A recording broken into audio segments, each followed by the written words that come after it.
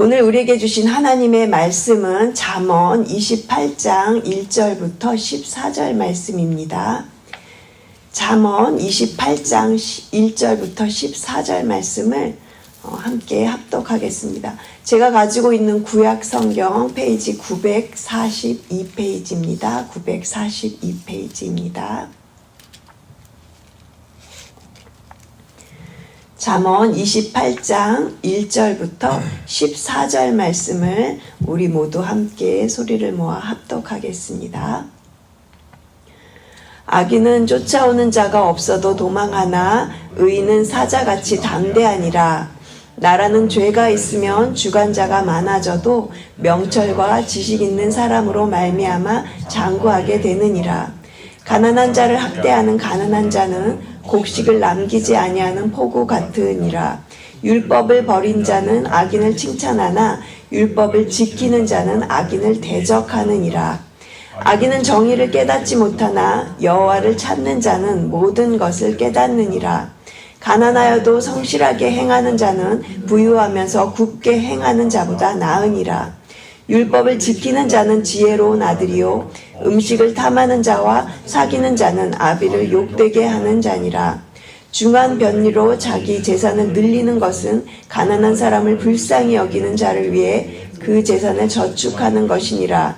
사람이 귀를 돌려 율법을 듣지 아니하면 그의 기도도 가증하니라.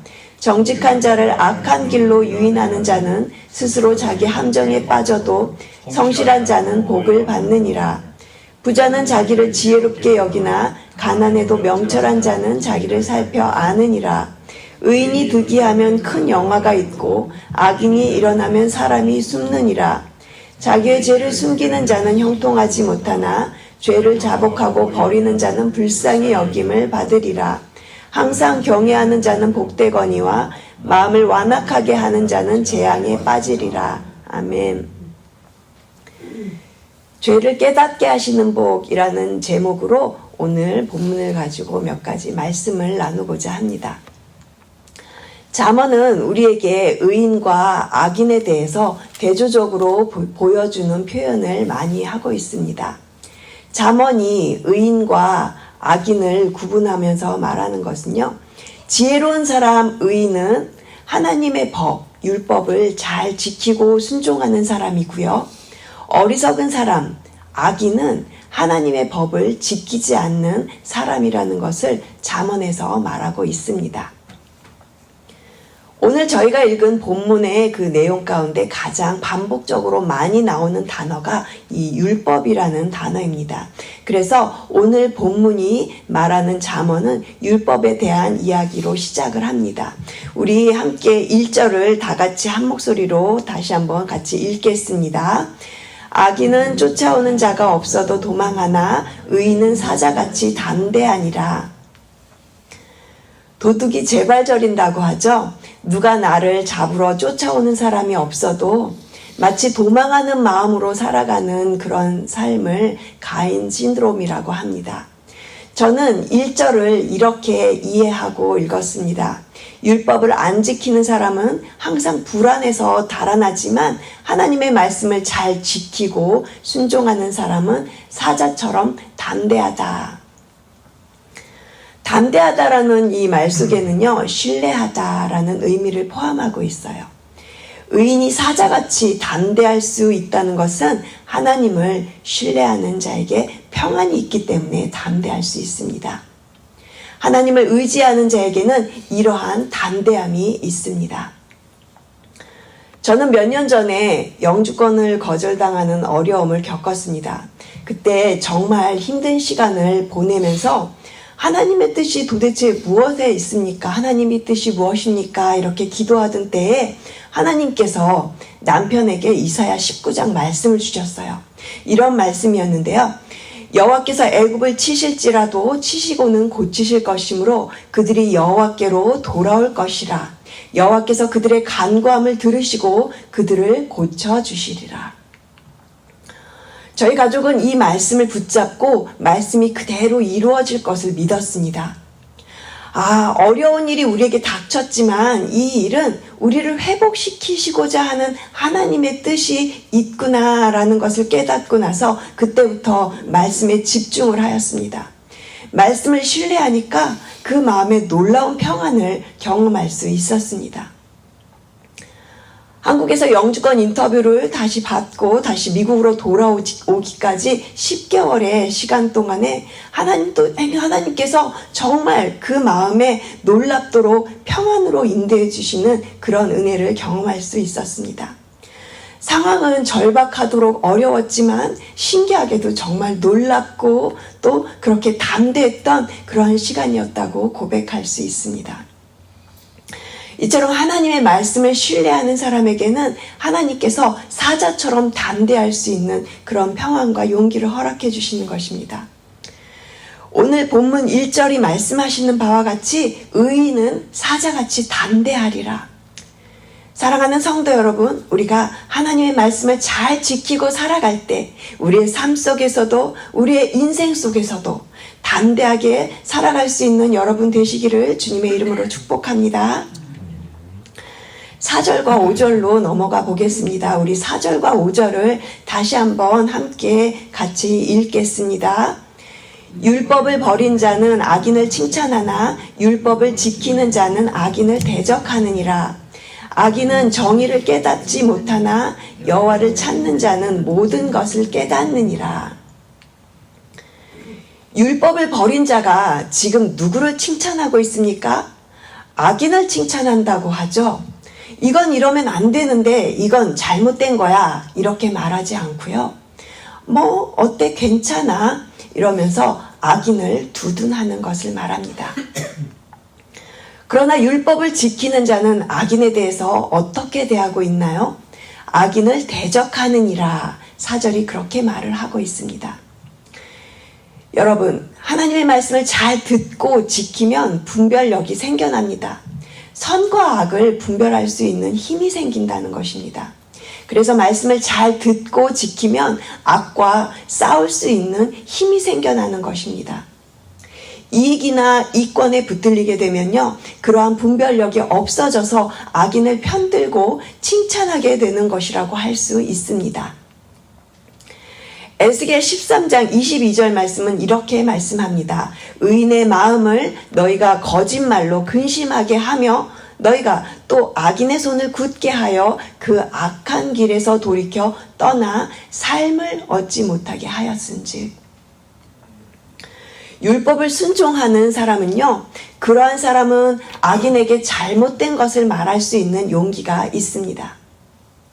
그런데 여러분, 잘잘못을 말할 때 우리가 흑백의 논리를 가지고 그것을 대항하면요, 모두가 초토화되거나 또는 모두가 다 없어지는 그런 결과를 얻게 됩니다. 그래서 여러분, 우리가 이럴 때, 이런 상황 가운데 있을 때 무언가 잘잘못을 말해야 될 때 우리가 예수님을 생각해야 합니다. 예수 그리스도를 주인으로 모시고 살아가는 믿음의 사람들은요, 악인의 행동에 동의하지 않으면서 예수님의 그 사랑을 가지고 인내하면서 함께 성숙해 갈 수 있는 그런 삶을 살아야 될 줄로 믿습니다. 사랑하는 성도 여러분, 율법은 우리에게 정확하고 옳고 그른 분별력을 알려줍니다. 하지만 이 땅에서 많은 사람들과 더불어 살아가야 하는 우리가 또한 생각해야 하는 진정한 지혜는요, 바로 예수 그리스도의 사랑을 통해서 율법이 완성된다는 것을 기억하셔야 합니다. 마태복음 5장 17절에 보면 예수님께서 이렇게 분명히 말씀을 하셨습니다. 내가 율법이나 예언자들의 말을 폐하러 온 줄로 생각하지 말아라. 폐하러 온 것이 아니라 완성하러 왔다. 이렇게 예수님께서 말씀을 하셨습니다. 율법을 지키고 실행해도 그 안에 사랑이 없으면 그 율법은 완전하지 못한 것입니다. 율법은 죄를 깨닫기 위해서 우리에게 주신 것입니다. 이것을 가지고 다른 사람을 판단하거나 정죄하라고 주신 것이 아닌 것이죠. 율법을 가지고 다른 사람을 정죄하다 보니 마치 내가 조금 더 나은 사람이 된 것처럼 그렇게 자기 자신을 높이는 수단으로 이 율법을 주신 것이 아니라는 것입니다. 사랑하는 성도 여러분, 오늘도 예수님을 믿는 우리에게 율법 위에 사랑이 있음을 깨닫는 지혜가 저와 여러분 모두에게 있기를 소망합니다. 우리에게는 율법을 깨닫는 지혜가 있어야 할 것입니다. 율법이 주는 지혜가 넘치는 복된 하루 되시기를 소망합니다. 그래서 5절은 여호와를 찾는 자는 모든 것을 깨닫는다라고 말을 하고 있습니다. 여호와를 찾는 자가 모든 것을 깨닫는다고 했는데요. 무엇을 깨닫게 하시고 또 누가 이것을 깨닫게 하시는 것일까요? 우리를 깨닫게 하시는 분은 바로 성령님께서 우리에게 모든 것을 깨닫게 하십니다. 그러니까 여호와를 찾는 자들에게 성령께서 죄를 깨닫게 하시고 의로움이 무엇인지 깨닫게 하시는 것입니다. 성령께서 죄를 깨닫게 하시면요, 누구나 우리가 회개하게 됩니다. 여호와를 찾는 자에게 성령님께서 죄를 깨닫게 하시고 회개하도록 그렇게 인도해 주시는 것입니다. 요엘 2장 12절은 이렇게 말을 합니다. 지금이라도 너희는 진심으로 회개하여라. 나 주가 말한다. 금식하고 통곡하고 슬퍼하면서 나에게로 돌아오너라. 하나님께서는 회개하고 돌이키는 자들을 용서하시며 구원하십니다. 다윗이 죄를 지었을 때 선지자 나단으로부터 죄를 지적받았을 때 즉시 그 죄를 인정하고 회개하였습니다. 내 허물을 여호와께 자복하리라 하고 주께 내 죄를 아뢰고 내 죄악을 숨기지 아니하였더니 곧 주께서 내 죄의 악을 사하셨나이다. 다윗은 시편 32편에서 이렇게 고백하고 있습니다. 누가복음 19장에 보면 삭개오가 회개하였을 때 오늘 구원이 이 집에 이르렀다 하며 삭개오도 회개할 때 구원을 얻었고요. 그리고 십자가 옆에 있던 한 강도도 자신의 죄를 인정하며 예수님께 긍휼을 구했을 때 그날 그 강도는 낙원에 들어가게 되었습니다. 오늘 저희가 읽었던 본문의 13절 말씀을 우리 함께 한 목소리로 읽겠습니다. 13절 말씀입니다. 자기의 죄를 숨기는 자는 형통하지 못하나 죄를 자복하고 버리는 자는 불쌍히 여김을 받으리라. 이 구절을 메시지 성경으로 보면 이런 표현으로 되어 있습니다. 죄는 눈가림으로 넘어갈 수 없다. 죄를 인정하고 버려야 불쌍히 여김을 받는다. 죄를 자백하고 버리는 것이 회개입니다. 눈가림으로 슬쩍 넘어갈 수 없습니다. 회개란 누구에게나 부담이 되는 것이기도 하지만 죄를 깨닫고 회개하는 것은 바로 복이 됩니다. 회개를 할 수 있다는 것은 내 마음이 완악하지 않다는 증거이기 때문입니다. 회개하는 것은 하나님께로 돌이키는 것입니다. 하나님을 찾는 자, 하나님께로 돌이키는 자는 하나님을 경외하는 사람입니다. 그래서 14절은 계속해서 이렇게 말을 하고 있습니다. 항상 경외하는 자는 복되거니와 마음을 완악하게 하는 자는 재앙에 빠지리라. 항상 경외하는 자, 경외한다는 것은 하나님을 두려워하는 것입니다. 그것은 하나님이 무서운 것이 아니라 하나님을 존경하며 하나님의 살아계심을 인정하며 겸손히 그의 앞에 엎드리며 경배하는 것을 말합니다. 그래서 하나님을 경외하는 자들은 하나님의 말씀 앞에서 성경을 읽거나 성경을 들을 때에도 겸손하고 두려운 마음으로 그 말씀을 듣고 지키는 자입니다. 하나님을 경외하는 자는 하나님의 말씀을 사랑하고 지키는 자이기 때문에 복된 자입니다. 복된 자가 되는 것입니다. 요한일서 1장 9절은 이렇게 말을 합니다. 만일 우리가 우리 죄를 자백하면 저는 미쁘시고 의로우사 우리 죄를 사하시며 모든 불의에서 우리를 깨끗게 하실 것이라. 여러분, 죄를 자복하고 버리는 자는 하나님께서 불쌍히 여겨주십니다. 회개는 죄를 인정하고 그것을 고백하고 또 미워하고 버리는 것입니다. 이러한 회개는 하나님의 은혜 없이는 할 수가 없는 것입니다. 성령께서 죄를 깨닫게 하시는 복이 저와 여러분 모두에게, 여러분의 가족과 가정에게 임하기를 주님의 이름으로 축복합니다. 마지막으로 저희 9절 말씀을 함께 보시겠습니다. 오늘 본문의 잠언 28장 9절 말씀인데요. 함께 우리 같이 읽어볼까요? 9절 말씀입니다. 사람이 귀를 돌려 율법을 듣지 아니하면 그의 기도도 가증하니라. 9절 말씀은 참으로 두려운 말씀이 아닐 수 없습니다. 제가 하나님께 드리는 기도가 가증할 수도 있겠다라는 생각을 해보니까 너무 두려운 말씀이었습니다. 하지만 매우 중요하고 우리에게 꼭 필요한 말씀인 것 같습니다. 사실 저도 그럴 때가 있습니다. 하나님의 뜻을 들을 생각이 없으면서 하나님 제 마음 아시죠? 이러면서 저의 마음속의 생각과 저의 그 생각이 다르게 작동할 때가 있다는 것이죠. 이 구절을 통해서 다시금 듣는다는 것, 순종이 무엇인지 생각해 보면서 깨닫게 하신 것이 있어서 조금 나누고자 합니다. 순종하다라는 그 단어의 영어가 오비디언스인데요. 이것은 아우데레라고 하는 라틴어에서 파생된 단어입니다. 이 단어는 듣다. 그러니까 순종은 들음에서부터 시작됩니다. 우리가 하나님께 순종한다는 것은 그분의 그 음성, 그분의 뜻을 귀담아 듣는 것을 말합니다.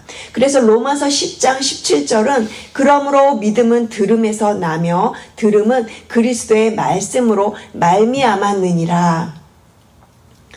순종한다는 것은 그분의 말씀을 귀담아 듣는 것에서부터 시작합니다. 정말 중요한 것은 우리가 하나님 앞에서 어떻게 예배드리고 어떻게 기도를 드리고 우리가 무엇을 하고 이런 것들보다 더 중요한 것은 듣는 것, 순종이라는 것을 사무엘상에서 이렇게 말합니다. 순종이 제사보다 낫고 듣는 것이 수장의 기름보다 나으니 이는 거역하는 것은 사슬의 죄와 같고 완고한 것은 사신 우상에게 절하는 죄와 같음이라. 여러분, 사람이 귀를 돌려 율법을 듣지 아니하면 그의 기도도 가증하니라. 우리 모두가 오늘 이 말씀을 꼭 명심하면서 기억해야 하겠습니다. 오늘 설교에 대한 결론으로 이 말씀을 함께 읽으면서 제가 설교를 정리하면 좋겠다고 생각했습니다. 생명의 삶에 있는 내용인데요. 혹시 생명의 삶이 책이 있으신 분들은 119페이지 아래쪽에 한번 보시면요. 한절 묵상이라는 그 작은 박스가 있습니다. 그 안에 있는 내용이 굉장히 좋아서 그 내용을 같이 읽고 설교를 마무리하도록 하겠습니다. 책이 없으신 분들은 제가 천천히 그 박스에 있는 글을 읽도록 하겠습니다. 한번 들어보시기 바랍니다. 혹시 책이 있으신 분들은 같이 읽어보셔도 좋으실 것 같습니다.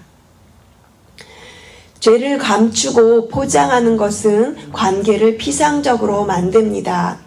우리는 하나님 앞에 거짓 없는 모습으로 나아가야 합니다. 우리를 잘 아시는 하나님은 우리 연약함과 추악함을 정죄하지 않으시고 넓은 품으로 안아주십니다. 또한 우리는 다른 사람과의 관계 속으로 우리의 부족함을 가져가야 합니다. 자신의 상처와 허물을 신앙 공동체 안에서 솔직하게 나누는 연습이 필요합니다. 성도의 솔직함은 삶의 가증 낮은 곳까지 은혜를 채우는 길입니다. 우리 함께 기도하시겠습니다. 하나님 감사합니다. 오늘 잠언의 말씀을 통하여 율법에 대해서, 순종에 대해서, 회개에 대해서 생각해보며 깨닫는 은혜를 주심에 감사를 드립니다. 성령 하나님께서 늘 죄에 대해서, 의에 대해서 깨닫게 하여 주실 때 우리가 부드러운 심령으로 그 깨달음에 반응하며 주님의 음성에 순종하며 나아가는 저희들 되기를 소망합니다. 죄를 자백하고 거짓 없는 모습으로 솔직하고 진정한 모습으로 우리의 주신 공동체 안에서 함께 관계를 회복하며 우리의 가정 안에서 그렇게 하나님께서 주신 그 뜻을 이루어가며 화목의 삶을 살아가는 저희들 되기를 소망합니다. 하나님의 말씀을 저에게 허락해 주셔서 늘 좋은 길로 인도해 주셔서 감사드립니다. 우리가 계속해서 하나님의 말씀을 듣고 순종하며 죄에서 멀어지는 삶으로 또한 하나님을 더욱 사랑하는 마음으로 살아가게 도와주시옵소서. 사랑의 율법을 완성하신 예수 그리스도를 바라보는 오늘 하루 생명의 한날이 되게 하여 주시옵소서. 감사드리며 이 모든 말씀 우리를 사랑하시는 예수 그리스도 이름으로 감사하며 기도드렸습니다. 아멘.